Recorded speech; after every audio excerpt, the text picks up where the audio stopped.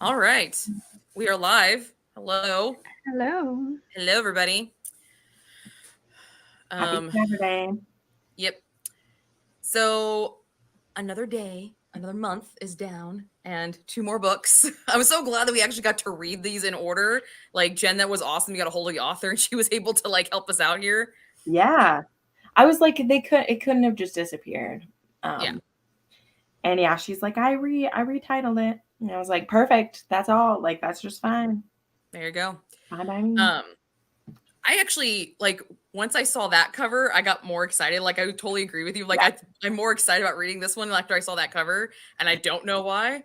I know. It's not like it's necessarily I don't know. I like man chest covers. So Yeah, I I like do that too. cover too. Yeah. well, also, I liked the title better. Yeah.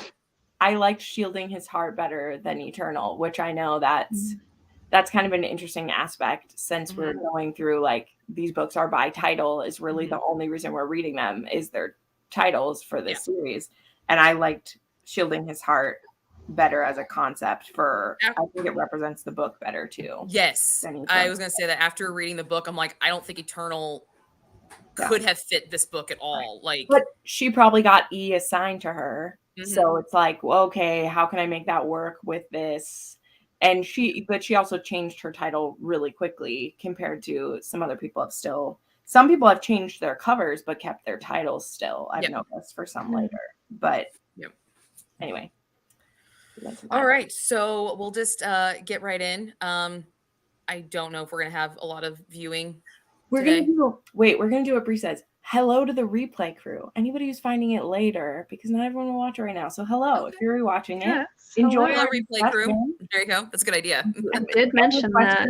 Yeah, any questions we ask, feel free to comment them, and Jackie will check those later and see what we have to say. So it isn't only for the live people, because this will live on. So, very good. Yeah. All right. So same questions as last time. So the first one is which installment were you looking forward to the most, and did it meet your expectations? I was looking forward to what was F Found. Found. I was actually looking forward to that one more because I don't like Amnesia. Second chance romances aren't my favorite thing. But then I started reading Found and I DNF'd it and I thought, oh, I'll give this one a try. And I actually ended up loving this one. So it exceeded my expectations. There you go. Love that.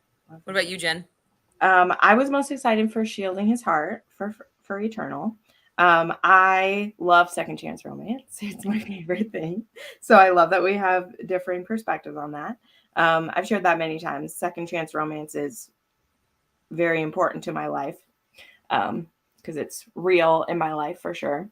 But yeah, I was excited and I liked that it was Amnesia for an already married couple. I really like that. How it actually played out, I would say met expectations. I have issues with it. We'll talk about those. But based on like how the series is going, it's not like I had like super high expectations for it. I was intrigued by the tropes. I was intrigued by the tropes, that it was a firefighter, what the setup for the amnesia was. And I feel like it pulled it off. Not one that I will completely be recommending to everyone, but like, I don't feel disappointed by it. Let's go with that. I don't feel disappointed by it. So we'll say expectations met. There you go. I was really looking forward to Shielding My Heart. That was the one because I was really excited that we were able to get to do that one. And I've never read an amnesia romance before, but I like second chances. And so I thought this would be a really neat twist with the second chance. And it definitely piqued my interest to read more amnesia romances. For sure, because I was like, I kind of like this idea, this like concept of trying to refigure out who she is and falling in love with a completely different person or maybe the same person. And I liked how it was done. That was the one I was looking forward to the most. But Found definitely met exactly what I thought it was going to do. For sure. But out of the two, Shielding My Heart was definitely the one I was looking forward to because this cover change. Let's just be honest, the cover change was dope. Yeah, the cover change was awesome. Like it made that book want to be read so much more. So, love it. Yeah. Hold on a second. Hi, Jenilyn. Thanks for watching. Nice to see you. Angel Minx is Jenna Lynn. She Okay, I did not know her name. So hi, Jenna. Hi. Jenna Lynn. Yep, she is a patron of mine and a viewer of lots of like. That's how I know what her name is. But she is a watcher of romance book 2 for sure. So hello, thanks for joining. Hello. Yes, thanks for joining us today. What did you read the books, Jenna? See answers. See. I don't know. I'm still learning the ropes on this, guys. No, you're good. Still learning. Sometimes it takes a delay. Yeah. But we'll keep going. So question 2, the tropes that were marketed, were they the correct ones to use? Or did you guys find something better that fits? And the tropes that we marketed this as was Shielding Your Heart was Amnesia, Second Chance, and Found was Firefighter, Hero, Mean Girl, Redemption. Those are the 2 that we put out there. I think they worked. The first one, yes. The second one, I wonder. I didn't reread the blurb. I meant to do that because I just finished this one about 2 hours ago, so I meant to reread the blurb. But did we pick Mean Girl out of it, or does it call her a mean girl? I think it's a mean girl. I think it's more of party girl redemption. I don't think that she was a mean girl. But granted, this was the second book in a series. So we didn't see her. We're going to get to that. We're going to get to that part. Yeah. Because there's also a cool note at the end where I kind of am intrigued by Fragmented now. Yes. Because of what the author said. Which I will say that. But I don't think, to me, she wasn't a mean girl in this. So I feel like if she was a mean girl, it was in the first one. Maybe she was mean to I felt like she was just really self-absorbed. Right. I saw her as party girl redemption. So for me, like, I more saw this as like it was a firefighter romance, interracial romance. She was like on a vacation to see her friend and falls hard. Like, I enjoyed Found mostly. I'll have more stuff to say about it, but I don't know how much it like fits its tropes if you haven't read the first book. Again, if you haven't read the first book, I don't see her be mean. I see her be a party girl who gets herself into trouble. I didn't see her as a mean girl. With her interactions with Boss, I was like, oh, is she going to be a bitch to him first? And then but her and him, like, they're immediately attracted. And yeah, I didn't see her ever be really mean. I agree with like self-absorbed, little self-centered. But even in the beginning of the book, like the very first chapter of the book is her saying, I want to be different. I don't want to be this girl anymore. So it's like, okay, so are we gonna get like a flashback of some stuff? Like, we never really saw mean girl. Party girl definitely fit. So I think that was definitely a better call for that. But there was definitely some tropes in both books that probably should have been mentioned. Some triggers for sure. Well, yeah, I was gonna say triggers that should have been. Yeah. There's content warnings that were not mentioned, but I feel like the tropes that were listed mostly work. But I mean, content warning wise, I was like, good thing I don't take these books too seriously, because if these had been and again, it goes back to stuff in like earlier books in this series, which I know they're all by different people, but things are done very casually because of how quick the stories are. And there are things that I'm like, you are just breezing past some pretty intense things. And I felt that again and again in the series. It's why I think the books aren't long enough. Did I want them all to be longer? No, I don't want them to be longer than they were. But I think they maybe shouldn't have bitten off drugs more they could chew and miscarriage in these ways. That came out of nowhere. Yeah, the Shielding Your Heart one, that kind of, and then the kid part where the kid goes postal was like, whoa, okay. I did feel like compared to this one, he took more time, like reintroducing his children to her than the parents from the previous books did with introducing their kids to somebody they were just dating. Right. Oh my God. Yes. I completely agree. So I guess we'll just jump into what worked in Shielding His Heart. So what do you guys think? What worked? I really liked that this did not have a cliche ending. Because for most of the book, I was just like, she's going to get her memory back. I felt like something's going to happen. And at that, like, I was waiting for it. And then the baseball scene came up and I'm like, is she going to get hit in the head with a baseball? Right. and it's going to come back. I was waiting and it didn't happen. And I was like, thank you. Thank you for not being cliche. That is absolutely true. I didn't even think of that. And like, it's so true because it's always portrayed in films and media that people get their memory back. And if you legitimately get amnesia, the chances of you getting your memory back aren't. That's why most of the time people don't actually have amnesia. They have like short term. Yeah. So I really liked that. I agree with the ending, like the non-cliche, because I was thinking the entire time, I'm like, okay, something's gonna happen. She's gonna fall. She's gonna. When she came in and said, "Why didn't you tell me?" and he says, "You know," and I'm like, "Oh, something happened in the bedroom, and she just miraculously got it back." And it was completely out of left field, something else. I'm like, "Oh, that's not." I enjoyed her kind of play on, I'm going to give you the cliche ending, but then take it away from you real fast. So I thought that was really, really cool about that. I had a lot of stuff that worked in this book, a lot of stuff for sure. I thought the hero minus the secret that's kept, which I actually have a different statement to say about that. I'll wait till we get to the what doesn't work. So besides what he doesn't tell her, I thought the hero was really great in this. I loved how he was going about it. I loved how supportive he was, how he wasn't putting pressure on her or guilt for her to remember. It very much was like, if you won't, you won't. But also being like, I'm not just going to let you go. You're the love of my life. I will woo you again. Like, I will get you. Like, we're meant to be together. I'll make it work, you know? So I was glad that there wasn't a lot of angst with him waffling about it. I liked how supportive everybody was. And for the amount of page count we got for this story, I think that was good. So yeah, I like that. I also liked the where were they going with that? Sorry. Okay.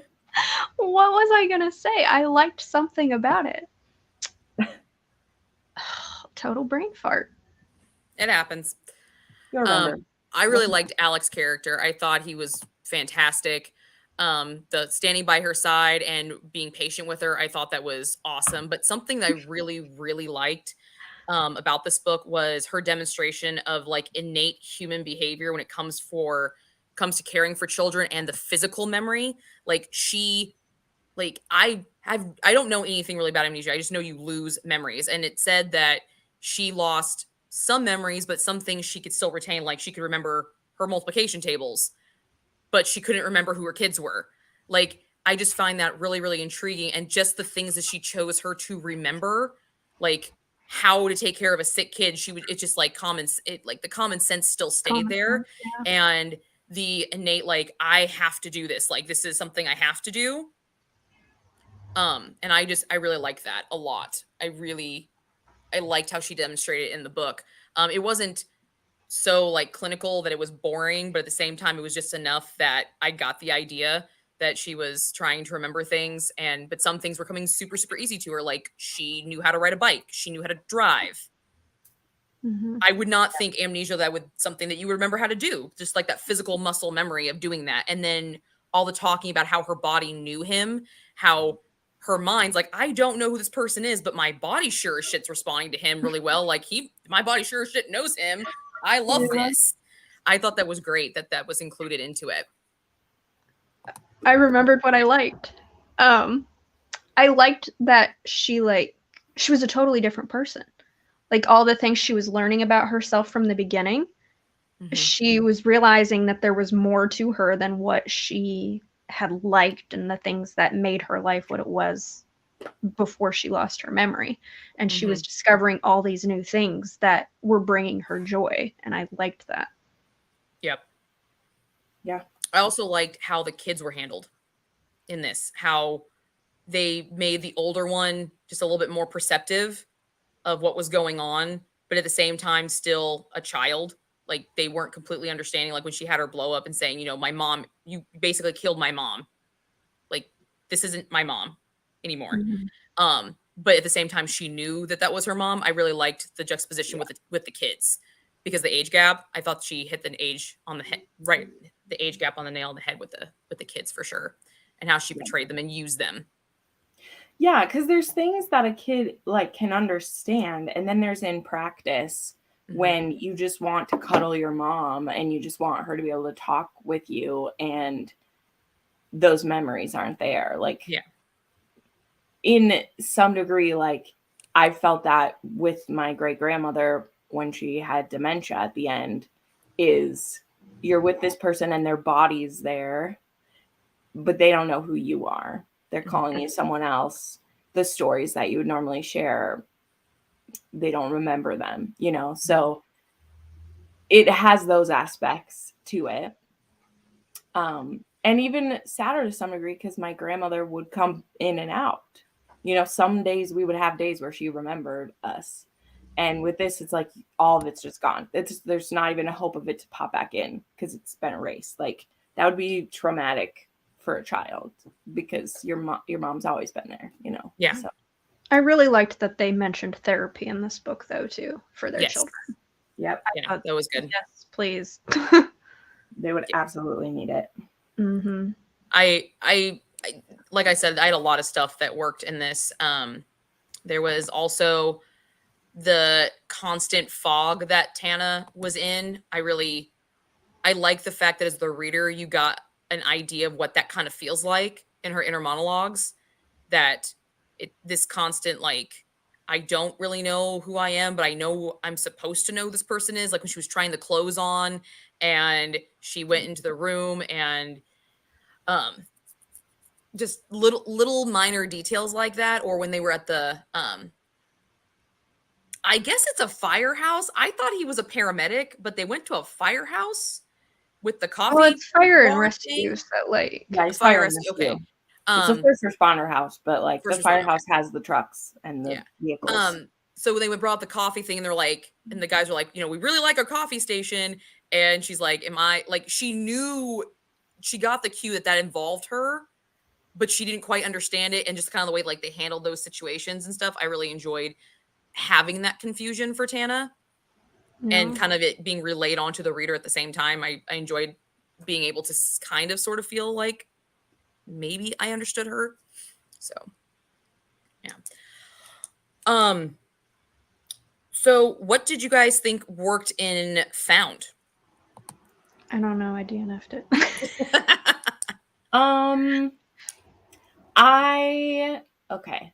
I loved the hero.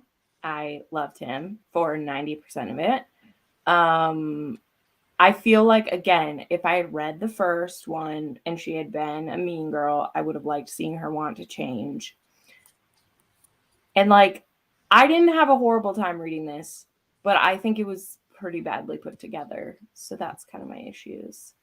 But I don't know. I liked the hero, and I didn't really have a problem with the heroine either. It's how they like interacted together that I have some issues. But I liked that it was a one night stand turns into more. Like that happens in real life. That absolutely does.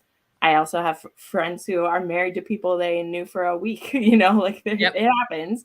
My parents got engaged 3 weeks after they met. So yeah.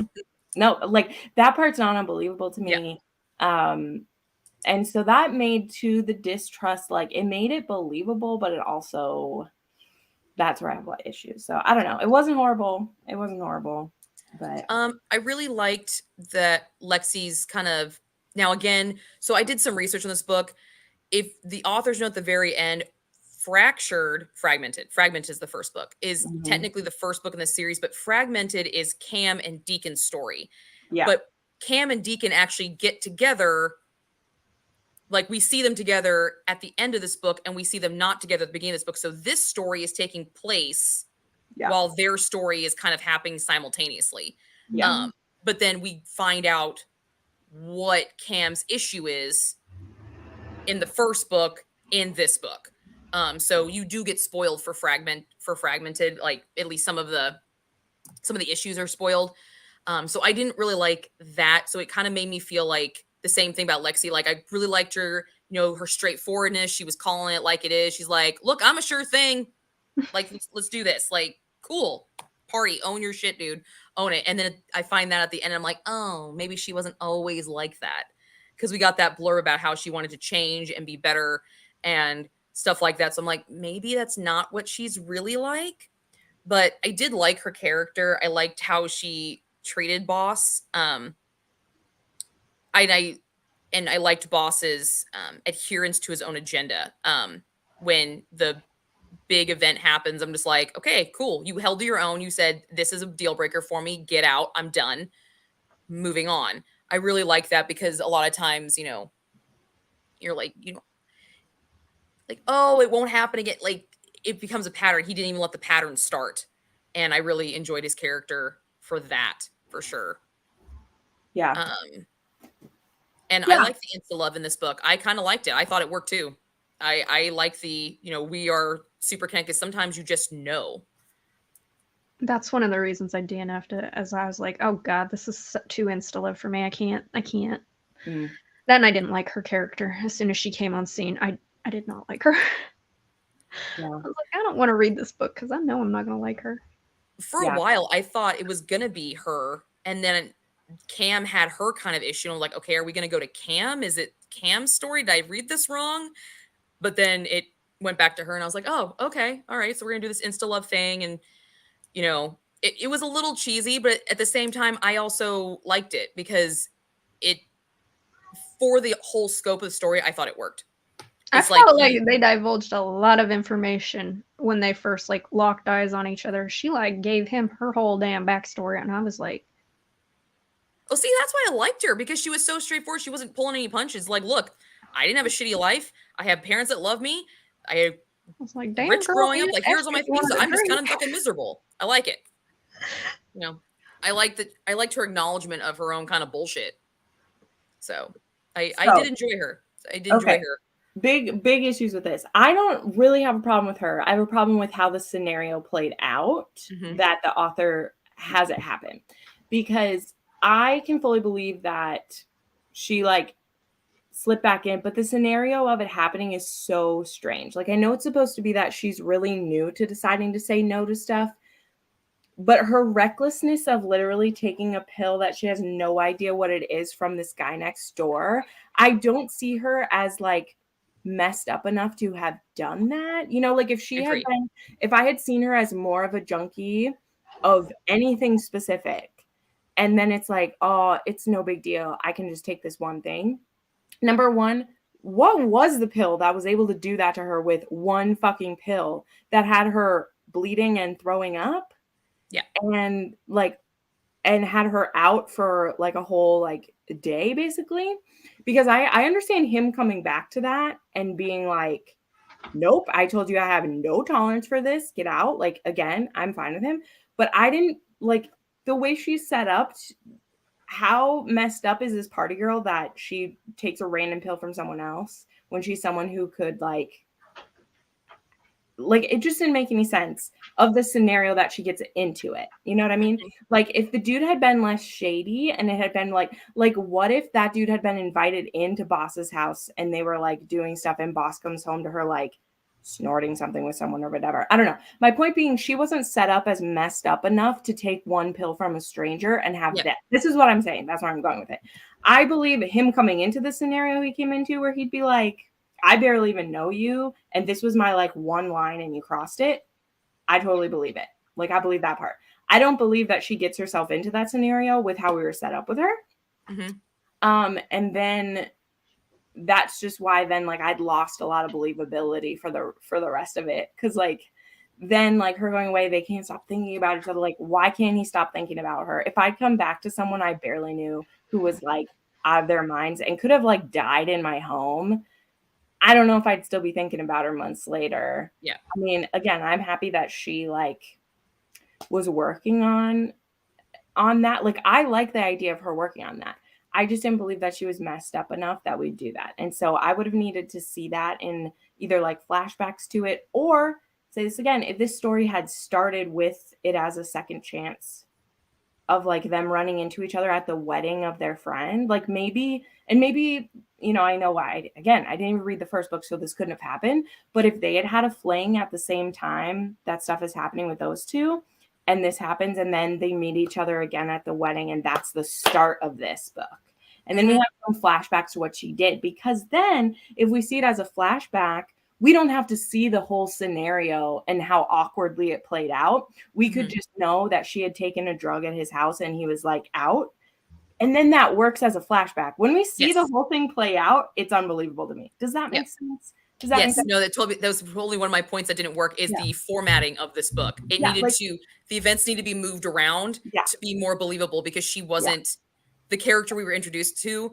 Like, she was drunk at a bar. That's all we got. That's it. That's all we got. Now, once the other thing is though, is because this is a second book, I'm wondering if we saw more of that party behavior in the first one, then it would have been more believable in this one because Cam in this one wasn't really too thrilled with her.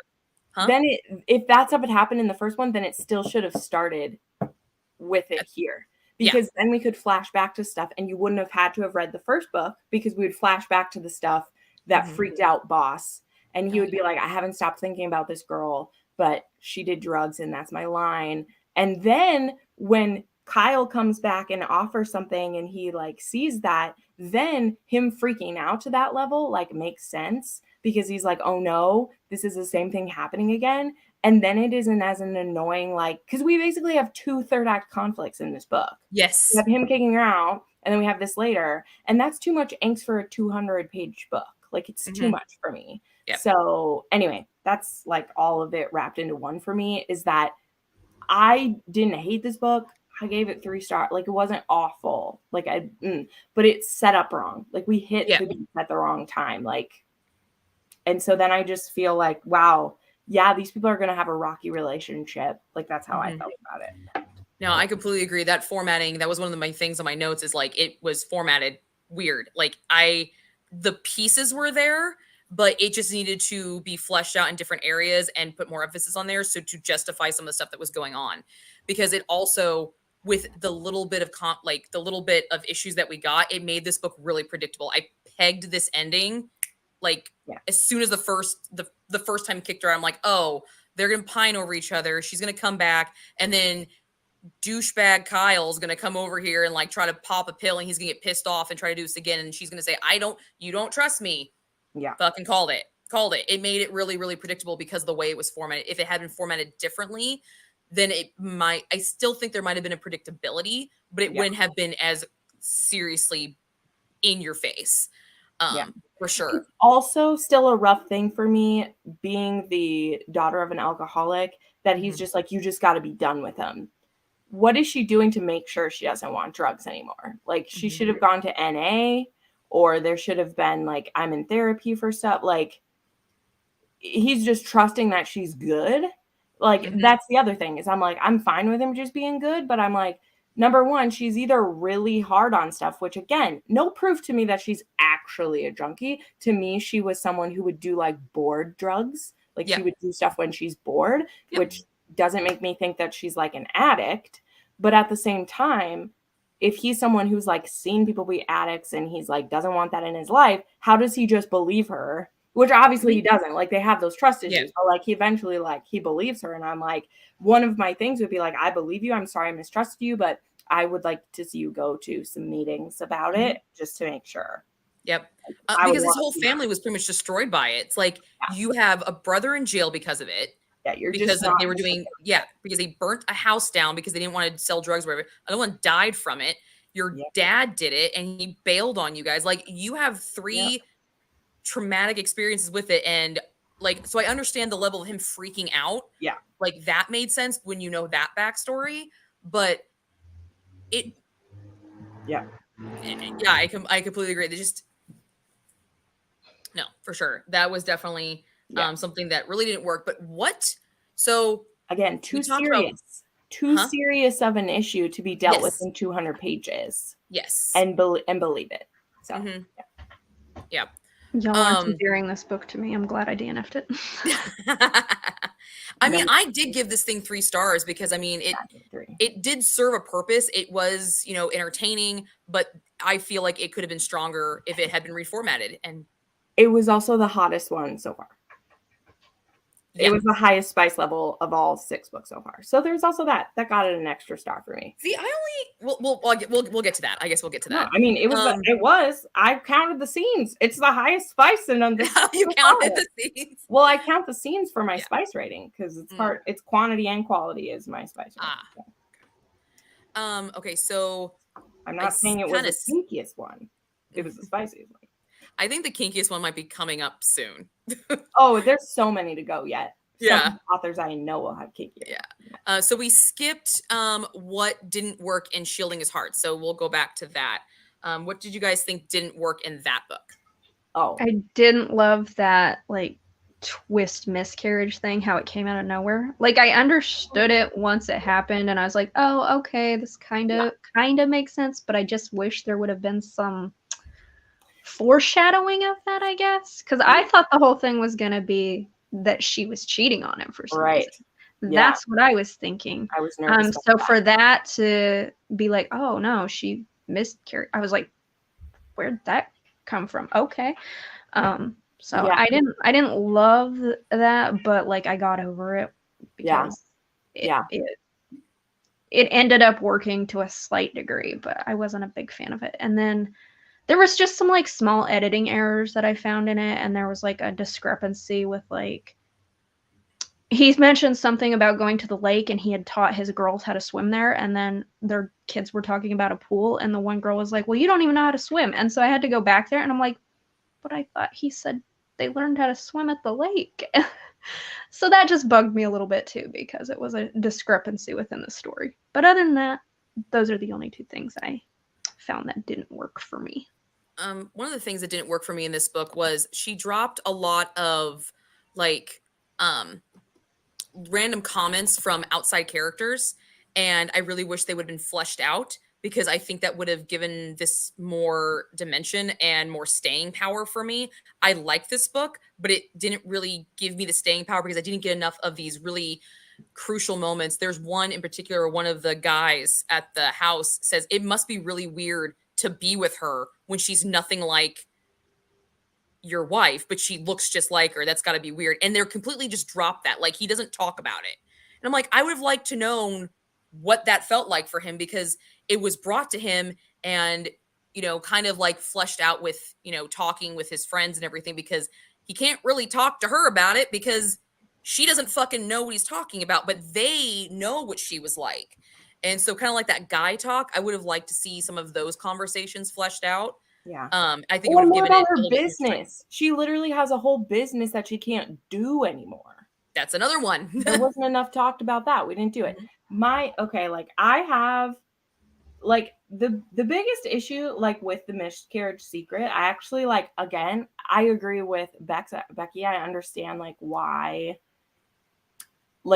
he wouldn't, why he'd be like, well, we don't need to bring this up. She literally won't remember it. I'll just suffer with the pain. Because that's what I saw him doing, is him being like, she doesn't have to remember this pain. I'll hold it. So I wasn't mad at him for keeping it. But what I thought was dumb is that a doctor would have told you that. Your husband doesn't get to keep that from you. You know what I mean? Because you still own your health to a certain degree. She was cognizant and aware in the hospital. And I feel like a doctor would have mentioned that at some point, or it should have come up in a doctor checkup or something, not her finding baby stuff that had been hidden. So even if it hadn't been told to her when she was in the hospital originally, there should have been a checkup she had to have. And I feel like a doctor should have said it, not her finding baby stuff. Does that make sense? I don't know. That's my logic choices. I was like, maybe she's in there for her 2-month checkup, whenever it is. And he's like, okay, so how's your body feeling after this or whatever? Have you noticed anything? And then what they would have had to done a D&C on her. They would have had to do a D&C on her, which and there would have been residual stuff from that she has to do to take care of, and not understanding why she's doing it. Exactly. Mm-hmm. So I am, again, I'm not mad with how it played out of how he was well, I'm not going to bring it up because she doesn't remember, but I don't think it should have been her stumbling across baby stuff, because there are practical things that happen when you have a miscarriage at the level she was at. Mm-hmm. You don't just you might have forgot it, but your body didn't forget it. The same way that her body remembers being attracted to him, like Yep. your body didn't forget that it was pregnant. Like it didn't Yep. forget. So that, but I didn't like hate it. I actually rated this one half a star higher than the other one because I thought the hero was really swoony and I liked him resharing their memories and I liked it being like, we're going to like make new ones. And I like that there wasn't really like a breakup during the forgot, you know, it wasn't like I'm Yes. going to live somewhere else or, oh, you're trying to pressure me to be someone that I was before. Where, I mean, I agree with some of the stuff you said where there was stuff being dropped and we didn't bring it up. But in a way, I kind of liked that because what does happen in a lot of amnesia stories is we try to force the person to be who they were before. And that could have very much been something that happened in this. But at the same time, then it just feels like, wow, so we're just cool if she like never remembers anything ever, which I mean, we will be because she won't remember, but there should be more darkness to this that she doesn't remember. Again, I come back to this is too heavy a topic for the page count because it just feels like so much stuff gets left on the table. Like, I don't feel like you can do an amnesia story at this. Yeah. I actually liked the way this amnesia was done because my problem with most, like, I haven't read a ton of amnesia stories. This but is my first. The ones I have, it always seems like so it'll happen in like book 3 or something of the series. And so you know all this stuff and then they get amnesia and then the story is just like retold to try and get them to remember what it is. Nope, I agree. And that's why I don't like the amnesia trope, where in this one it was like, we don't even know what her life was like.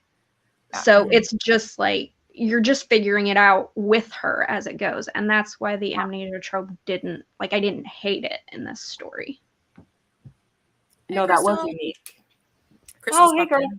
That it was unique. Really, I totally agree with that, Becky, because you're right. It's either in a series with characters we already know, or, I mean, I've read it in historicals a lot, and we're just waiting for them to remember, or someone's, well, and in this case, they even kind of did that, because it's like the thing where, like, they're hiding a secret that now they don't have to tell because the person doesn't remember. But in this one, like, she never was going to remember, but she still finds out anyway about it, which I thought was interesting. So, again, I like how they usurped it, too. They didn't have her remember because she remembered. She was just like, oh, you just weren't going to tell me that I'd been carrying our baby. And I was like, I've also read an amnesia trope where the person is pregnant and doesn't remember the dad.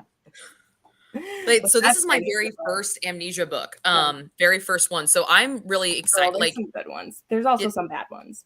This one kind of like it piqued my interest to read more amnesia books, more amnesia romances, because I liked this kind of unknown element, and I liked this concept of falling in love with the person. And I personally, I'm not gonna lie, the Never Have I Ever Seen was fucking dope. I played Never Have I Ever, and that was the coolest way I've ever seen that game fucking played. That was great. That was great use of a freaking college drinking game if I've ever seen one in my entire life. I love that. No, that one was great. That's totally was true. I forgot about that. I liked that too. Yeah, I was like, well, take a drink, sweetheart, because even though you don't remember it, you did it. Like, you've been arrested? Yeah, drink. You drink too because you were there. I had to bail you out.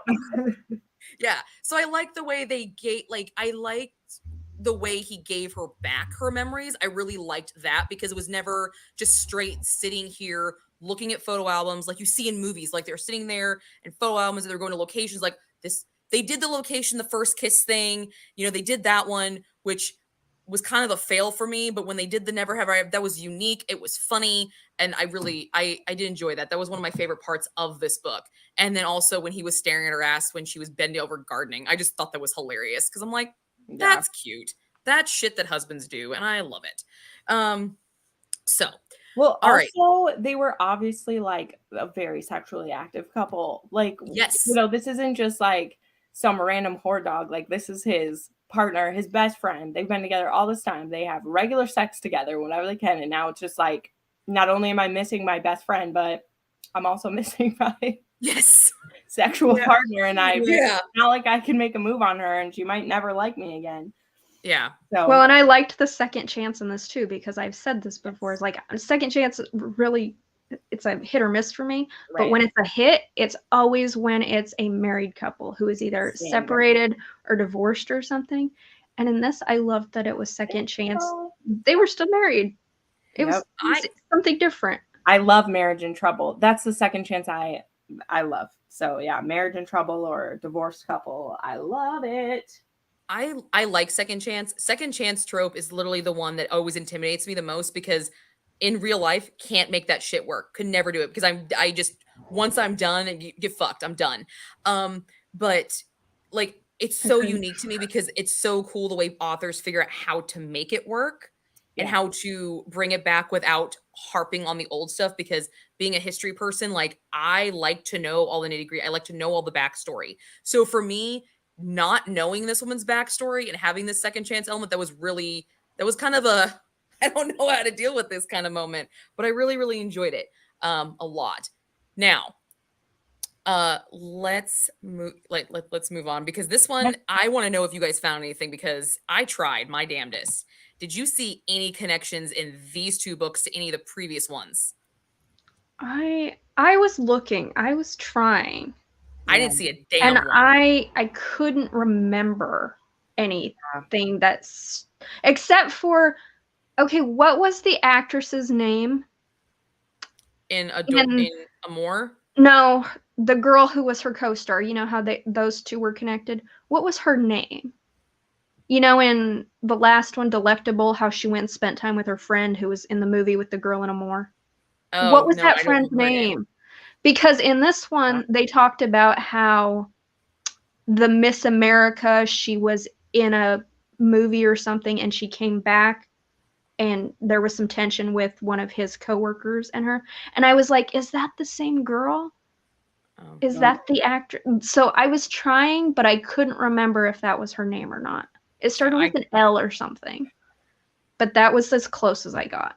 Yeah, I didn't find any connections in this one. The only connections I found was I thought it was ironic that this month's both books featured a first responder type hero. Yeah. That was the only connection I found. And they weren't even actually connected because they were different cities.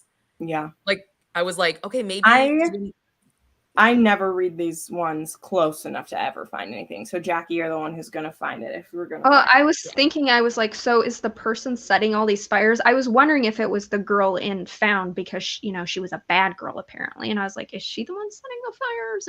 But I DF'd it, so I never figured it out. We never did actually. That was the other thing I found I didn't like. You never found out who the arsonist was. Like, they set they made a point to say this was an arsenic style fire, and there was two of them, and you never find out who the fucking arsonist was. Like, maybe you'll find that out in later series because that one is a series as well. I don't know, but that was another thing that I put down that I was like, you never find out who the arsonist is. But I tried. The book, but I couldn't find any connection. This is the first in a series, Shielding His Heart, because that's why she renamed it, as it's a first. So maybe Found was that one that had the arsonist though. Well, so did this one. It had the person who burnt down those buildings. Shielding His Heart. There were the school got burnt down because they found that homeless guy in it. And then there was the church or something that got burnt down. And he had to leave unexpectedly and leave her with the kids. I didn't know Found had an arsonist. No, not Found. Shielding His Heart had. No, I know. But Jackie was talking about Found. Yeah, because the building that they found a homeless guy in the first one, and they made a point to say that there was multiple locations for the fire start. I remember reading that because that's in Shielding His Heart. Was that in Shielding? Okay, so I got that confused. You're thinking it's in both. I don't think that. Yeah, I don't think Found had an arsonist. I thought it did. I don't think so. I think there was just regular accidents happening. Okay, but. Either way, you never find out who it is. You don't. You never find out who it is. So, okay. So let's get into the super sexy fun times. Smut level. Jen. Yeah. Smut level. What you got? Well, the first one was a 2. Yeah, that's what. And the second one was like a 2.5, almost a 3, depending. It was a 3 because there was more stuff, but they still don't really do anything that kinky, but. None of these were, though. That's the thing. Some of these were 1s. And the 6th book, Found, was like, there was the most stuff and the soonest and the most things happening. And there was also like semi-public stuff. So Yeah. a bathroom at a party liked is the smut Yeah. in Oh, Shielding yeah. His Heart. Right. Like I thought it was.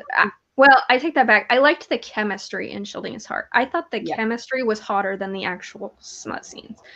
Like Yeah. they were fine, and I Yeah. liked when he like shoved her underwear in her mouth and called her good girl. But Yeah. I fucking love I was like, I lost but my their shit at that chemistry was hotter than their smut, in my opinion. Because I was expecting, like, I wanted to see some, like, because, you know, he was always bragging, like, oh, I'm gonna, you know, make her not be able to walk, whatever. And then the smut scenes I got, I'm like, is she gonna be able to walk? Yeah.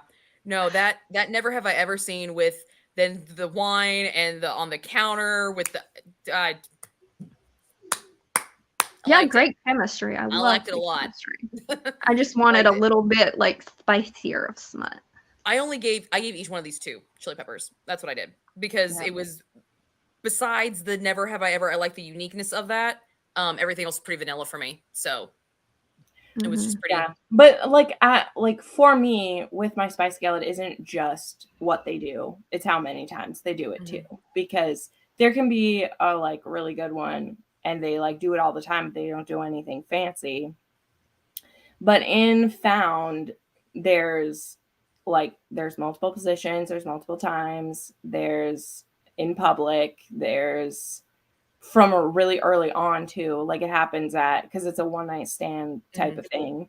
So I'm not saying it's the best smut I've ever had, but I mean for smut level with quantity and quality, Found has like the most so far. So it got an extra star for me for having that because I thought their chemistry was really good. And yeah. So yeah, I mean, they're still just fine. Nothing in this series has impressed me in regards to not even just like I'll say this, and not even just for it being erotic. Like I haven't read any very well done sex scenes in this series yet, because that's a whole nother thing. Like a scene can be elevated quite a bit by being hotter. And I will have to say, within Shielding His Heart, I agree with the chemistry being so good. I feel like their first time together after that should have been better than what it was, because I think it should have almost like scared her with how intense that it was, and not her like being drunk when he like goes down on her or something and being like whatever. I think that thing of like her body remembering him, there was an opportunity to have her be shocked by how like well they know each other and what their like bodies are feeling, and her being like, I have a deep connection with this person, even if I can't remember it. Like I wanted it to do that, because that's what intimacy like means to me in a very well done book. And especially in a second chance romance where it's like we know each other's bodies before, I expect like good stuff, because sex only gets better with time and devotion to a person. And so to have it just kind of be like something that's partially forgettable because she was drunk, I was like, you missed an opportunity for her to just be like, whoa. I would have liked it if she would have been like figuring out what, because like obviously there's things she can remember, but like I would have liked to see her figure out relearning what she liked. Like maybe there wasn't something she liked before, but she could have tried it and liked it this time. Well, and I'm just meaning the emotional connection of their body sharing. Like they can be figuring out the mechanics and the fun. That could be fun of being like, oh, you didn't like this before. What's this? Like, great. But I meant the emotional connection was lacking in their reconnecting. Like that's for me personally, what I wanted to see out of this is I don't even care like what positions or if he's calling her a good girl or like whatever that's the icing. But these two who've been sharing their bodies for how long they have, I needed that to like, boom, like impact her and not have her just be like, oh, he gets me hot. Like maybe I do like him. Like, I don't know. It was a missed opportunity for me of what. I think they kind of did that on his part though, in Shielding His Heart for sure, because he made a point to multiple times saying the old Tan, I don't think that's exactly the phrase he used, but she was very independent and she was very forthcoming and she was the aggressor. And now I have to kind of bring this out in her, and I'm really enjoying this, bringing this out. So I think on his level, like we got to see more of the shock value of what the intimate scenes are bringing to him, but we didn't really see it on her level. but for him, I did see it a little bit because he liked the difference and he appreciated it, which made me adore his character even more. So, all right. Anything else we want to talk about the super sexy fun times? Nope.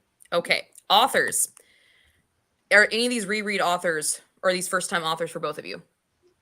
First time. All Okay. of this. Same for me. But I would. This is actually the first time where I Yeah. actually would read something by Nicole Blanchard again. Me too. Because I was looking through her books and she's got some like, I think I saw like some Shifter, some Alien, some something. I was like, oh, okay. And I kind of liked this one enough to read the second book in it. So Yeah, first time was I happy. definitely want to check out the rest of this series. I liked. Okay, I want to check out the Fragment by Ellie Wade. That's the book that I want to check out to see how it works with this one, to see if maybe if I had read these in order, I might have appreciated this better. But actually carry on with like other types of books, Nicole Blanchard for sure is the one that I would pick to continue on with, just based off of the installment that we got. Yeah. I think we're all in agreement with that one. Okay, so final thoughts and takeaways, guys. What you got? These ones were was readable for me. surprised. Readable? Yeah, these ones were readable. Now, Becky, you gave Shielding His Heart 4.5 stars. Yeah, I liked this. So Which would I you- think that's what I gave Beckon, which y'all didn't like. I gave that one 4.5 stars as well. But I liked this one. Shut up, Jen. I didn't say anything. I was the one laughing. I didn't say anything. Shut up, Jackie. Yeah, I was like, Whichever one of you is laughing. Shut up. I was liked me. that book, okay? I was like, But I I didn't liked do this. anything. I liked this one better. Mm. Like I felt because I think this one surprised me. Because second chance amnesia, those aren't my things. And so for me to find enjoyment in something that I don't like. Yeah. I was Didn't like, you say last month you're like, oh, I don't think I'm gonna read that one? Yeah, I did. You're like, oh, maybe I won't be here because I don't know if I'm gonna read it. I did, yes, because I was like, I hate that. Those aren't my tropes. Yeah. And so yeah. Yeah. I love that though. I mean, I say anytime, because people always say, what are your least favorite tropes? People want to know, like, are there any tropes you won't read? People say that to me or ask that. And I'm always like, there's none that I won't read. There's ones I avoid. Mm-hmm. There's ones where I'm like, this is rarely right. But like you, it's like, oh, well, I'll give it a go. Because I have no problem DNFing anything, as we've seen. So if I gave it a go and I didn't, I would get rid of it. But sometimes some of my very favorite books have been because I was like, I don't want to read those tropes. I don't like that. And then it's great. So I'm really happy you tried it and you liked it so much. I'm glad it surprised you. That's great. And I think it's because I DNF'd Found and I was like, well, shit, I need to try that other one. Oh, yeah. That way I can You did say Found was participate in this. the one you were looking Yeah, forward to. I was looking forward to Found because it, it seemed like something I would enjoy more. Yeah. But after I forced myself through that first book more and hated it, I was like, nah, if I'm not enjoying this, I'm just going to DNF them from now on. So I was like, all right, I'm going to try this one. And I give any book 50 pages. I always say that. I will give it 50. I can handle it because that's like an hour of reading for me. I can give a book 50 pages. And if I'm out, I'm out. Like I did with Sweet Mercy and made some people saucy with me because I was like, this hero can go suck a dick the way he wants this heroine to suck his dick. He can go suck one. Anyway, sorry. I try to, if I do DNF a book, I try to give it at least 50%, but I don't like DNFing books. I hate doing that because I've had books that like surprise me at the very end. Like that's when they're like completely 180 to me. I'm like, okay, never mind. I'm in, but it's hard for me to DNF. And these, I feel like because this is my idea, like I feel like I should read at least both books entirely. Just like I'm the only one that does. That's your punishment. Yeah, is to do them. I understand that concept. Yeah. In all honesty, I've never read, like I said, I've never read an amnesia romance. So my takeaways on this is I actually want to go find some of those and maybe pick up some Yeah. different ones. Because I don't think this is probably the best representation of it out there, but Yeah. I would like to see some more of that. And I'm kind of Did I feeling the just make a video firefighter of hero this? right now. Like I'm kind of feeling it. I think I just made a Nope. video about amnesia romance. Yeah, I already saved it. Yeah, I think that I did. Because I already saved that thing. Like, yeah, I I'll was like, I save think it, Jen. I'll I find think one. I have. Other people have too, but yeah, there's Yeah. some good ones for it. Well, you're like my go-to, so. Oh well. I Yeah. mean, and I probably have all the ones that other people have for the most part, but it's just But those are my takeaways on it. And here's a new question because we are up to 6 of the 26 books in this series. Yeah. How are you guys feeling about the quality of these books?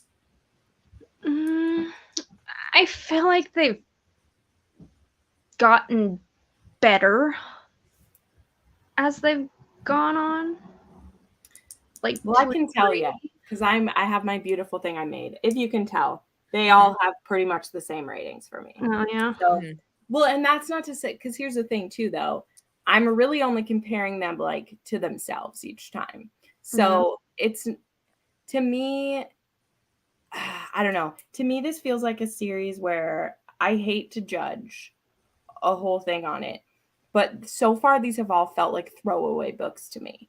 Like they haven't really felt yet like the author had a really good idea for one. And that just feels so cocky for me to say, or so like armchair quarterback, because again, I've never written a book myself at all. But it feels like people being asked to be involved, given a letter, and they're like, oh, here's what I'm going to do, make it work.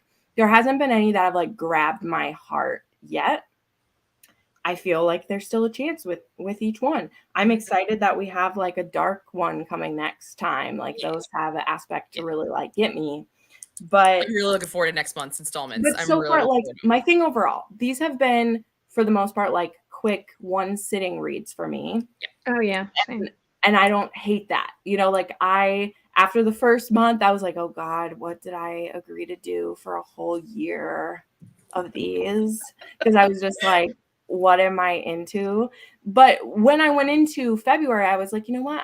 If I keep DNFing them, it's fine. I'm still going to hang out, do my cross stitching while I hang out with the gals. So that's really what I'm looking at them as, which is, I feel like, what a lot of book clubs are anyway. Yeah. My friend is in like a real legit like mom's book club right now. And she's like, half the people don't read. They just come for the snacks and to hang out. Right? Yeah, my Rare Witch and Bitch book club. We talk about the book. Bitch and bitch. Yep. We I'm not joking. I have timed it. It is either 20 to 30 minutes of book talk, and guarantee there's at least one person in the group. There's 5 of us. 1, 2, 3. Yeah, there's 5 of us now. And guarantee you one person will not have read the book. One person will have read the entirety, and within everybody else will be kind of in like a limbo area, different areas. 20 to 30 minutes, and then the rest of it we're talking about our guys who are all together at another location because they're all friends, and we're drinking, and then we talk about our lives and how we just bitch. That is literally what we do for the next 5 or 6 hours, because these all end at like midnight, 2 o'clock in the morning, and we start at like 7. So yeah, they go long. Yeah. So like how I'm feeling overall is like I'm still having fun with it. But it's more because of you guys and like, finding stuff I won't like so that we can chat about it. But I mean, again, there's still 20 chances that I find a really good book. And so it's like, if out of the 26, I find 1 or 2 that are really good, well, they're ones I was never going to read outside of this. So that's where I'm at with it. Like nothing has super offended me. But I'm not going to remember any of the ones we've read so far either. They're all forgettable as of now, but I don't hate any of it. That was remarkable. Yeah, all of them. That is the common thread of all of them. You kind of hit on the nail on the head. They're kind of throwaways, but for me, I was voicing it as like they don't have staying power. Like I have to actively. I read these books both this week, and I finished the other one literally this morning. I found this morning at like 7 o'clock this morning, and I had to sit there and physically remember the characters' names. Like they just lack the staying power. When I'm reading them, I'm having a good time. I'm enjoying them, but they're not staying with me. They don't have that drama to pull. They don't have the smut to pull. They don't have the plot development to pull. They don't have the character dynamics to pull. And part of that is also their length.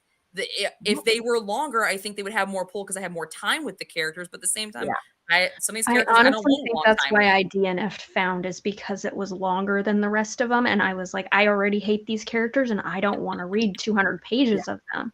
Yep. So yeah. So that's where we're at. I'm intrigued by Goddess and by Heat. So we're gonna get some MM. And we're going to get some, looks like it's Captor Captive, right? Goddess is Captor Captive? Goddess looks like Captor Captive and Forced Proximity. And this is our first 2-author book. Yeah.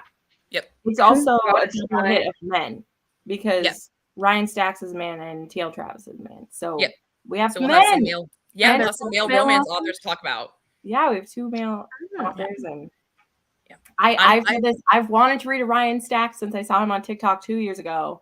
I still have never got around to reading one of him, so I'm very excited to do that. Awesome. He's also a cover model as well. I've read some. Oh, well, I'm going to be looking him up then. Oh my god, he's gorgeous. Tattoos from head to toe, long blonde hair. He's so sexy. Which is when I found him on. When I found him on TikTok, I was like, he's written the books. What? Nice. Nice. I mean, I hope it's good. It's bad. I will laugh my ass off if he makes his characters look like him. I think that's great. No, I'm actually, when I looked at the next month's installments, I was like, oh, we're getting some Captor Captive. We're getting some darker. Like the next 2 months, I feel like are going to be darker tropes. And this is, well, this is your nice bread and butter. You know what? It might work for me. It might. It'll be a nice sampling because there'll be little ones. Yeah. Have you read some MM too? I don't know if you have or not. I have in the past, but this will be my first MM this year. Oh, I don't, it's not a trope that I go looking for because let's be honest, when I read romance books, I like to put myself in the female's perspective. I try to do that. And in MM, I can't. But it's not to say that shit's not hot as fuck between 2 people. It could be really, really hot. So I love that you said that because I can put my mind in whoever I'm like reading. So if it's MM, it still works for me because they're fantasizing about a man. But I struggle with FF because I don't fantasize about women. So okay. That's my problem too. Yeah, because I've tried, and there are some that I've loved, but I've never like loved them. But I can read MM and just love it because they're fantasizing about a man, and I'm like, I can do that. I never thought about it. When I read, I become the character, and so I don't have a problem like being with a man because that's the reason I don't get along with reverse harems or white chooses, however they're calling it now. Is because every single time I've only read one full reverse harem series, and the second one I DNF'd in the second book at 50% because I couldn't stand the heroine. It's always the heroine I can't stand. Yeah. Because I don't think they're worthy of it. And I just think, honestly, it's because I'm a jealous bitch. All right. I'm just probably just like, you're not worthy enough for this. And I'm jealous that this is fucking happening to you because I don't think you're worthy of it. I can't do those very well either because I'm just like, same. 4 men. Yeah. I would barely do 1. You want me to take care of 4? Yeah. Anyway, I like that you said that, Jackie, because I have like the opposite thing of it where, especially if it's a first person, I mean, I don't care. I'll put myself in the position of if I have the dick, that's fine. But I just want to be with someone with a dick. That's how I feel like I always feel like, Jen, like you would relate to the dominant person in the romances anyway. Like I just feel like not necessarily, but I appreciate that energy. I appreciate that energy. So, but anyway, I'm excited about it. I'm interested. I've still never heard of TL Travis or SR Watson, and I've heard of Ryan Stacks, but I haven't read their stuff. So it's still the same as the others. I'm still waiting for, I would just really like if one of these had an audiobook. I just want someone to have done an audiobook with one of these because it would just make my life easier. Let's see. I want an audiobook for something. So we have some comments. It feels like Amazon is advertising 3-star authors with this book list. Yeah. And I'm still looking forward to this year-long readathon. Hell yeah!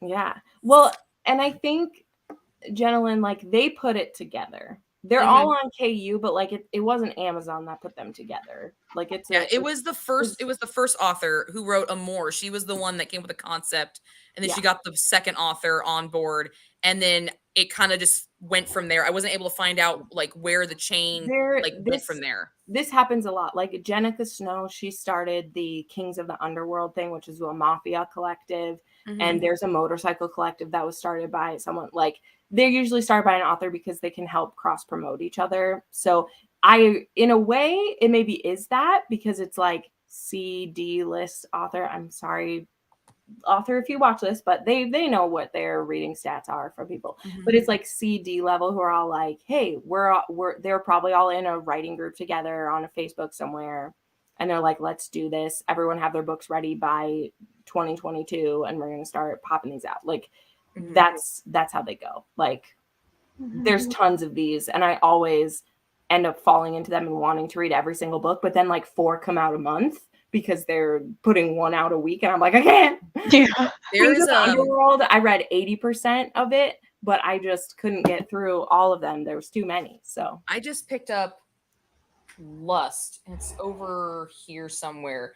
And it's a series kind of like that. They wrote it. Each book is a 7 deadly sins. It's one of the 7 deadly sins, and they are coming out one a month. And I picked up the first one because I was like, Mafia Romance Readathon. Like the 70th time that someone's done the 7 deadly sins, and I'm here for it every time. Not but like Anna Huang is literally doing King of Pride, King of Lust, Thing of Slut. Like she's doing that. Oh, nice. There's a series that Gianna Darling's a part of that they did these, like, and it's a great way. It's a great way to get multiple authors connected with it. So I do like this idea of having a series with different authors. I do enjoy that, but like the reason I asked the connection one is because if you're going to do this, and I feel like there should be more connections in the book. Maybe it's because there's 26 that they couldn't really do that. But if like a smaller series, like, hey, this is kind of the idea, and we want sort of like a connective to really make the series more cohesive. But we just want different viewpoints and the way the story being told different ways. Like I feel like that's why I like the connections in these books. And so these two, since I didn't have any, and then I find out that like she took the book and put it in a new series, which I thought was really cool that she wrote this book for this Eternal book, and then she remarketed it to build onto this series. I'm assuming this happened after she wrote Eternal. So I thought that was really cool. But the Ellie Wade one, she wrote Fragment first, and then she wrote this one, and she put this one in the series instead of putting Fragment in the series, and it still started with the same letter. Yeah. It's probably because Fragment was published before this idea came about, and she was like, oh. Yeah, but like... I don't know. This feels like an anthology. Just different books, not all meshed into one book, you know? Just feels like I'm reading an anthology.